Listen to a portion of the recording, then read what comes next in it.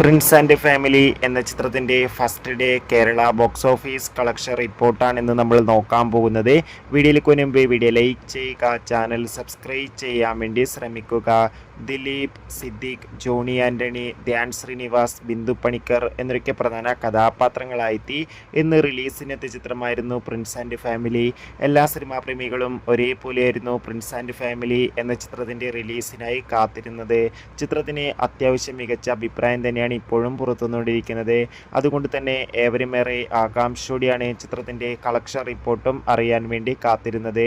Finally Prince and family എന്ന ചിത്രത്തിൻ്റെ first day Kerala box office collection റിപ്പോർട്ടൊക്കെ ആരാധകർക്ക് മുന്നിൽ പുറത്തുവന്നിരിക്കുകയാണ്.